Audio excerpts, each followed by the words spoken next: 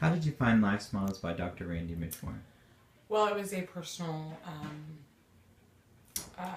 New Year's resolution to get my teeth fixed. And I was at work one day and I was having some pain.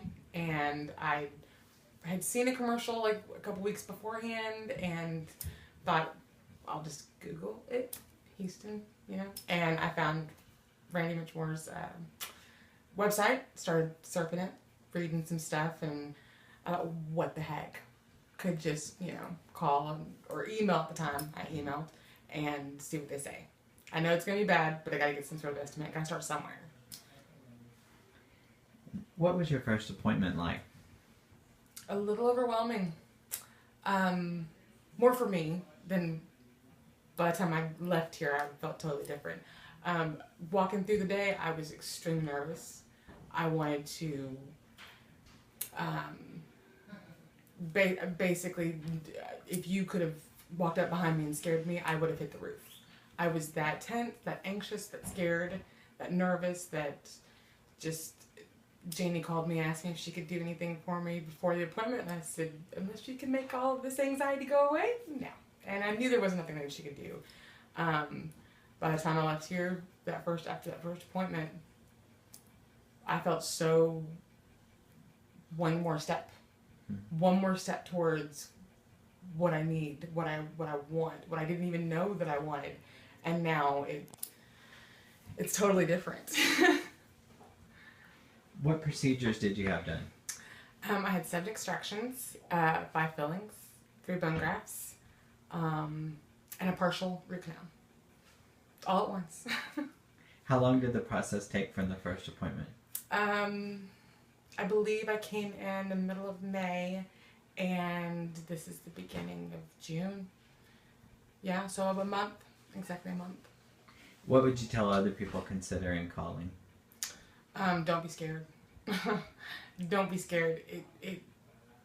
I've been praised by Dr. Mitchmore and by Janie of how proud they are of me and how much of a big step it is, and it just seems so redundant hearing it from them, but I have to admit I'm so proud of myself for calling, and it's not something to fear. It's something to be, to fear. You're always going to fear it. You got to understand this is where you got to start. You've got to start somewhere, and you've got to start just by calling and finding out how bad, and finding out how much, and finding out how to get it handled. And you can't fear that, or it's just going to get worse. How has this transformed your life?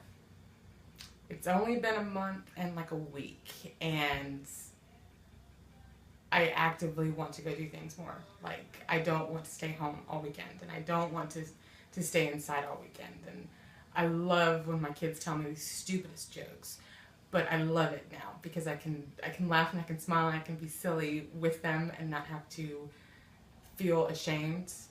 Talking about one of my daughter's mothers, her little friend's mother. We were talking in my driveway, and I consciously knew that I was talking without fear. I was laughing and I was smiling at her, and I was almost daring her to say something's different. I consciously was thinking this as I was having the conversation with her, and it was amazing. It was awesome. It's like a little secret that only I knew, and I'm waiting for you to catch on to. Mm-hmm. You're a pretty awesome lady. Anything else you wanted to share? I love Dr. Mitchmore. He is a great man. After sedation, feeling really fuzzy and feeling really out of it, and kept on having to ask my boyfriend Matt, what did I do? What did I say? And he'll tell me little tidbits of what happened. I'm like, no, that didn't really happen. He's like, yeah, no, that happened. Yeah, you probably couldn't have, you could not have told me that. That'd been great. But even after all that, and even after all of that fear and kind of feeling overwhelmed that day at first appointment, because y'all all knew that I could feel this good. And I didn't believe you, and I didn't want to believe you, and I was really going to be very, very cynical. But now I am. I'm right there with you guys now. I'm right there with the interject, that wonderful peacefulness, and Dr. Mitchmore just has that about him. I just love him to pieces. Awesome.